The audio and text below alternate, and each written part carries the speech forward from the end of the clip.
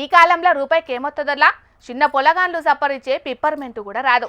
ఒకప్పుడు రూపాయి ఉన్న అగ్గిపెట్ట కూడా 2 రూపాయలు పెట్టందే దొరుకుతలేదు. అసంటిది 10-20 ఏళ్ల కింద ఉన్న రేటుకే ఈ కాలంలో ఏదన్నా దొరికితే ఎట్లుంటది?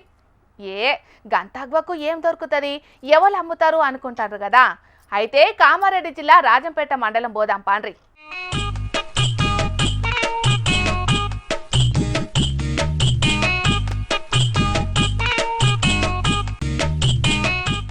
ఆహా ఏమి రుషి, తినరా మైమరిషి, రోజు తిన్నాగాని మోజే తీరనిది అన్నట్టు కూరగాయలల్లా వంకాయ రాజు కావచ్చు, కానీ బజ్జీలల్లా కింగ్ అంటే మిరపకాయ బజ్జీనుల్లా.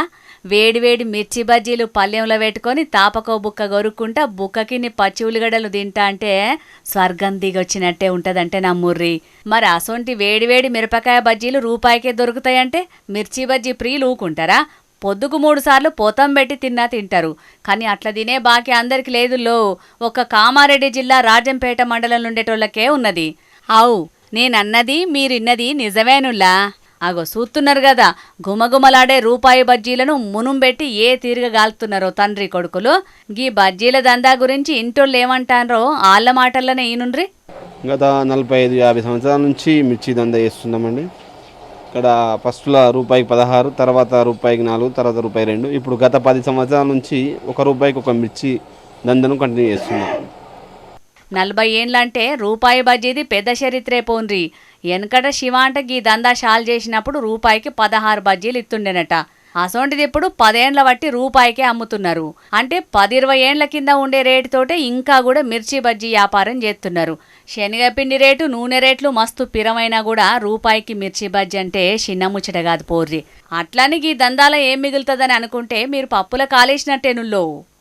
రోజుకు ఒక 5-6 వేల మిర్చి గిరాకీ అవుతుంది.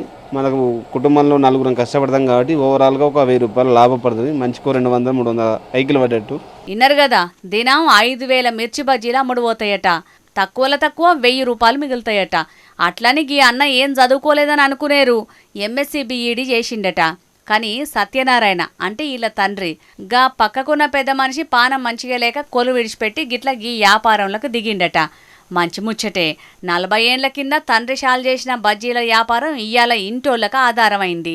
10 ఏండ్ల బట్టి రేట్లు వెరుక్కుంటా పోతున్నా ఇప్పటికి కూడా 1 రూపాయికి మిర్చి బజ్జీలు అమ్ముతారంటే సత్యనారాయణ సారు బిజినెస్ తెలివితేటలను మెచ్చుకోవాల్సిందే పోర్రి.